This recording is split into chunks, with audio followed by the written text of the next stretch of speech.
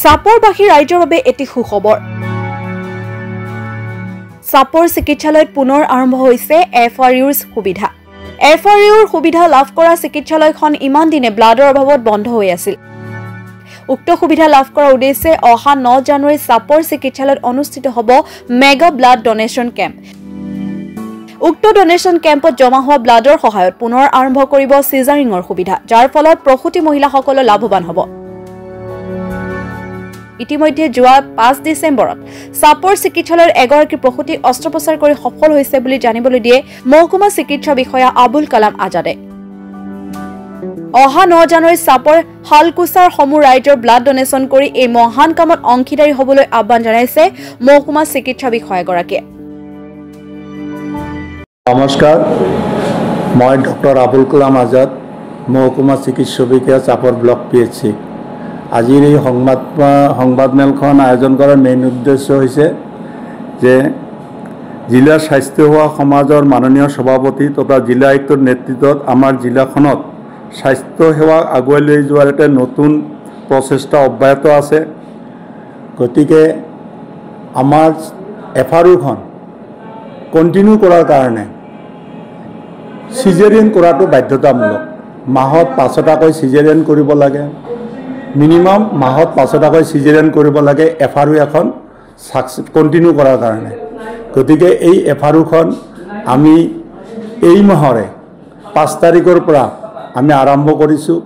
আমাৰ চাপৰ FRUত যোৱা 5 তাৰিখে আমি সফলতাৰে চিজেৰিয়ান কৰি আমি এটা শিশু প্ৰসৱ কৰাইছোঁ।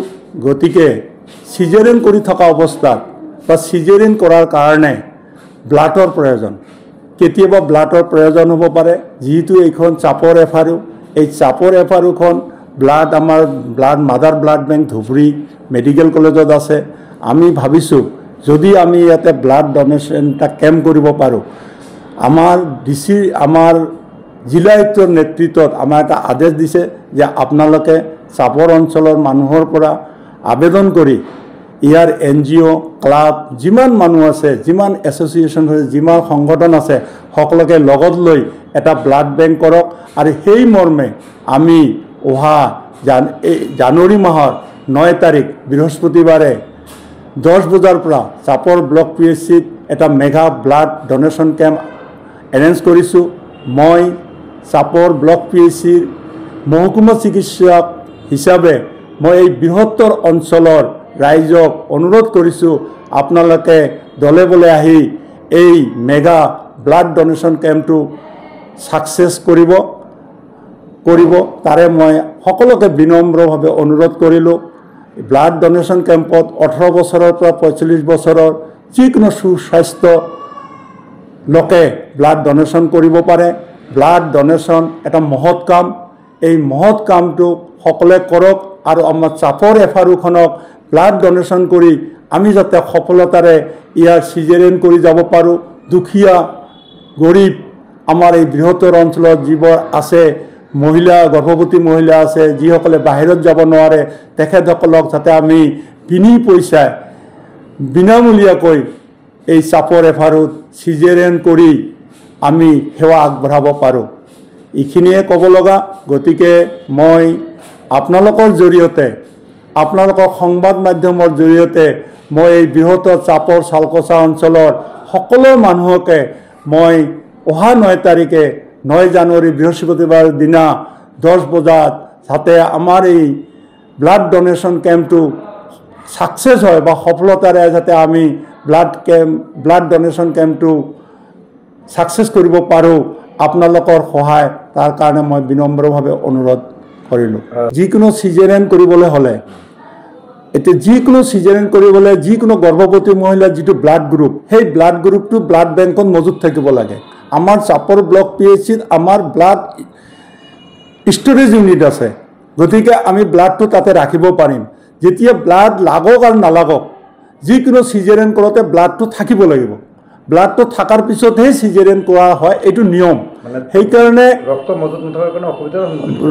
মজুত নথকাৰ কাৰণে অসুবিধা হৈছে। সেইকাৰণে ৰক্তটো মজুত ৰখাটো প্ৰয়োজনীয়। সেইকাৰণে আমি এটা ব্লাড ডোনেশ্যন কেম্পৰ এৰেঞ্জ কৰিছোঁ। সেই ব্লাড ডোনেশ্যন এৰেঞ্জত যেতিয়া আমাৰ ব্লাড মজুত থাকিব তেতিয়া আমি যিকোনো ব্লাড গ্ৰুপ যেনে আপোনালোকে জানে blood O' positive O' negative A positive A negative A B positive A B negative B positive B negative যিকোনো ব্লাড যদি আমি মজুত ৰাখিব পাৰোঁ যিকোনো গৰ্ভৱতী মহিলাক আমি ইলেক্ট্ৰিক বাবে চিজেৰিয়ান কৰিব পাৰিম বহুত লাভদায়ক একচুৱেলি ব্লাড ডোনেশ্যন কেম্প এটা মহৎ কাম ব্লাড ডোনেশ্যন কৰিব লাগে ব্লাড ডোনেশ্যন কৰাৰ কাৰণে কোনো ভয় কৰিব নালাগে ব্লাড এজন সুস্বাস্থ্য অধিকাৰী যিকোনো মানুহে আপোনাৰ ব্লাড ডোনেশ্যন কৰিব পাৰে আমি জেনেৰেলি এজ এ চিকিৎসক হিচাপে 6 মাহৰ অন্তৰে অন্তৰে ব্লাড ডোনেশ্যন কৰিব পাৰে কোনো ধৰণৰ অসুবিধা নহয় গতিকে আমাৰ মানুহখিনিয়ে আমাৰ সমাজৰ মানুহখিনিয়ে ভয় খায় যে ব্লাড ডোনেশ্যন কৰিলে দুৰ্বল হৈ যাব বেমাৰ হ'ব বহুতে ভাবে কিন্তু তেনেকুৱা কোনো ধৰণৰ কাৰণ নাই ব্লাড ডোনেশ্যন কৰা এটা মহৎ কাম আৰু ব্লাড ডোনেশ্যন কৰিব পাৰে আমি